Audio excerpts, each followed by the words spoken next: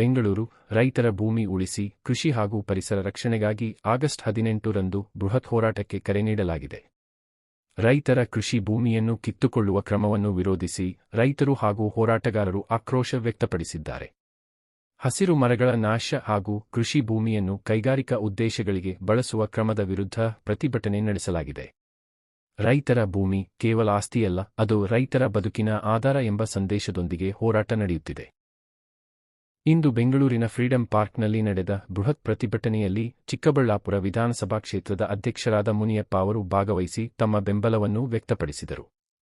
ರೈತರ ಹಕ್ಕು, ಕೃಷಿ ಭೂಮಿ ಹಾಗೂ ಪರಿಸರ ಸಂರಕ್ಷಣೆಗಾಗಿ ನಡೆಯುತ್ತಿರುವ ಹೋರಾಟಕ್ಕೆ ಹೆಚ್ಚಿನ ಪಶ್ಚಾತ್ತಾಪ ಆಗುತ್ತದೆ. ಸ್ವಲ್ಪ ತಡ್ಕೊಳ್ಳಿ.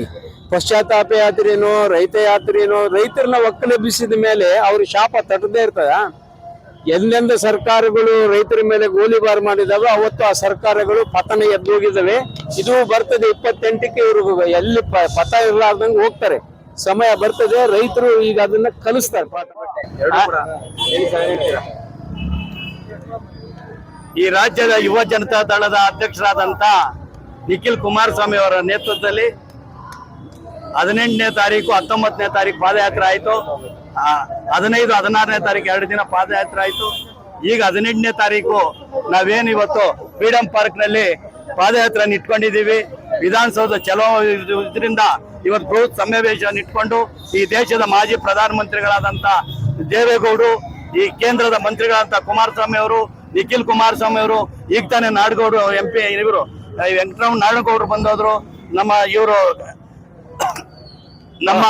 ನಮ್ಮ ಜಿಲ್ಲೆಯವರ ನಾಯಕರಾದಂತ ಕೋರ್ ಕಮಿಟಿ ಅಧ್ಯಕ್ಷರಾದಂತ JK ಕೃಷ್ಣಾರೆಡ್ಡಿ ಅವರು, ಶಿಲ್ಘಟ್ಟ MLA ಅವರಾದಂತ ರವಿಕುಮಾರ್ ಅವರ ನೇತೃತ್ವದಲ್ಲಿ ನಮ್ಮ ಚಿಕ್ಕಬಳ್ಳಾಪುರ ಜಿಲ್ಲೆಯಿಂದ ಸಾವಿರಾರು ಜನ ಇವತ್ತು ನಿಖಿಲ್ ಕುಮಾರಸ್ವಾಮಿ ನೇತೃತ್ವದಲ್ಲಿ ಏನ್ ಪ್ರತಿಭಟನೆ ಮಾಡ್ತಾ ಇದ್ದಾರೆ, ಏನ್ ಬಿಡದಿ ಟೌನ್ಶಿಪ್ ನ ವಿರುದ್ಧವಾಗಿ ನಾವೇನು ಹೋರಾಟ ಮಾಡ್ತಿದ್ದೀವಿ, ಯಾವುದೇ ಕಾರಣಕ್ಕೂ ಟೌನ್ಶಿಪ್ ಮಾಡ್ಲೇಬಾರ್ದು ಅಂತ ಏನ್ ನಿರ್ಧಾರ ಕೈಗೊಂಡಿರಿ ದೇಶದ ಮಾಜಿ ಪ್ರಧಾನಮಂತ್ರಿಗಳಾದಂತ ದೇವೇಗೌಡರು ರಾಜ್ಯದಂತೆ ಈ ರಾಜ್ಯದ ಯುವ ಜನತಾ ದಳದ ಅಧ್ಯಕ್ಷರಾದಂತ ನಮ್ಮ ನಿಖಿಲ್ ಕುಮಾರಸ್ವಾಮಿ ನೇತೃತ್ವದಲ್ಲಿ ನಡೀತಕ್ಕಂತ ಒಳ್ಳೆ ಹೋರಾಟ ಮಾಡ್ತಾ ಇದ್ದೀವಿ. ಈ ಹೋರಾಟಕ್ಕೆ ಇವತ್ತು ನಿಖಿಲ್ ಕುಮಾರಸ್ವಾಮಿ ನೇತೃತ್ವ ಏನಂತ ಗೊತ್ತಾಗ್ತಾ ಇದೆ.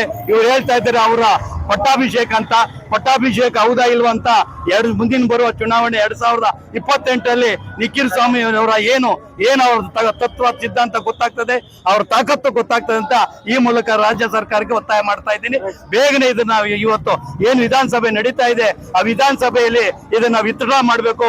ಬಿಡದಿ ಟೌನ್ಶಿಪ್ ನ ಬಿಟ್ಟಿದ್ದೀವಿ, ಕೈ ಬಿಟ್ಟಿದ್ದೀವಿ. ಈ ದೇಶ ಮಾಜಿ ಪ್ರಧಾನಮಂತ್ರಿಗಳ ಆದೇಶದ ಮೇರೆಗೆ, ನಿಖಿಲ್ ಕುಮಾರಸ್ವಾಮಿ ಅವರ ಆದೇಶದ ಮೇರೆಗೆ, HD ಕುಮಾರಸ್ವಾಮಿ ಅವರ ಆದೇಶದ ಮೇರೆಗೆ ನಮ್ಮ ಕೋರ್ ಕಮಿಟಿ ಅಧ್ಯಕ್ಷರಾದ JK ಕೃಷ್ಣಾರೆಡ್ಡಿ ಅವರು, ಶಿಲ್ಘಟ್ಟ MLA ರವಿಕುಮಾರ್ ಅವರ ನೇತೃತ್ವದಲ್ಲಿ ನಾವೇನೋ ಹೋರಾಟ ಮಾಡ್ತಾ ಇದ್ದೀವಿ, ಅದರಿಂದ ನಾವು ವಾಪಸ್ ತೆಗಿತೀವಿ ಅಂತ ಸರ್ಕಾರಕ್ಕೆ ಒತ್ತಾಯ ಮಾಡ್ತಾ ಇದ್ದೀನಿ.